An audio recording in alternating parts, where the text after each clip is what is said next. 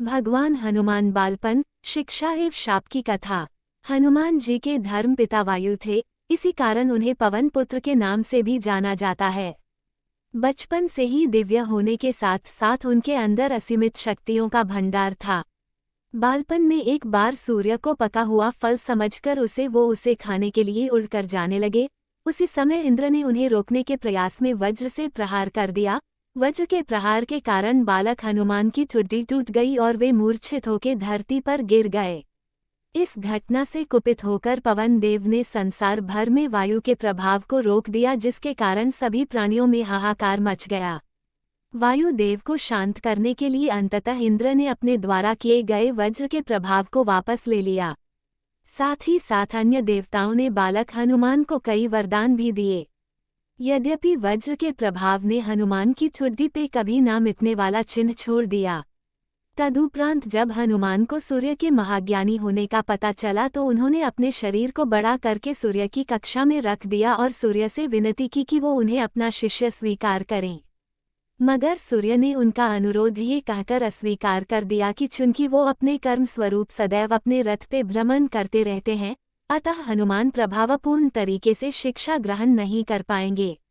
सूर्य देव की बातों से विचलित हुए बिना हनुमान ने अपने शरीर को और बड़ा करके अपने एक पैर को पूर्वी छोर पे और दूसरे पैर को पश्चिमी छोर पे रखकर पुनः सूर्य देव से विनती की और अंततः हनुमान के सतात्य दृढ़ता से प्रसन्न होकर सूर्य ने उन्हें अपना शिष्य स्वीकार कर लिया। तदोपरांत हनुमान ने सूर्य देव के साथ निरंतर भ्रमण करके अपनी शिक्षा ग्रहण की। शिक्षा पूर्ण होने के उपरांत हनुमान ने सूर्य देव से गुरु दक्षिणा लेने के लिए आग्रह किया, परंतु सूर्य देव ने ये कहकर मना कर दिया कि तुम जैसे समर्पित शिष्य को शिक्षा प्रदान करने में मैंने जिस आनंद की अनुभूति की है वो किसी गुरु दक्षिणा से कम नहीं है। परंतु हनुमान के पुनः आग्रह करने पर सूर्य देव ने गुरु दक्षिणा स्वरूप हनुमान को सुग्रीव धर्मपुत्र सूर्य की सहायता करने की आज्ञा दे दी।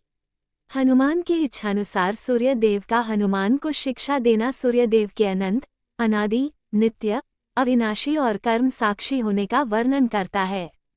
हनुमान जी बालपन में बहुत नटखट थे। वो अपने इस स्वभाव से साधु संतों को सता देते थे। बहुधा वो उनकी पूजा सामग्री और आदि कई वस्तुओं को छीन झपट लेते थे। उनके इस नटखट स्वभाव से रुष्ट होकर साधुओं ने उन्हें अपनी शक्तियों को भूल जाने का एक लघु शाप दे दिया। इस शाप के प्रभाव से हनुमान अपनी सब शक्तियों को अस्थायी रूप से भूल जाते थे और पुनः किसी अन्य के स्मरण कराने पर ही उन्हें अपनी असीमित शक्तियों का स्मरण होता था।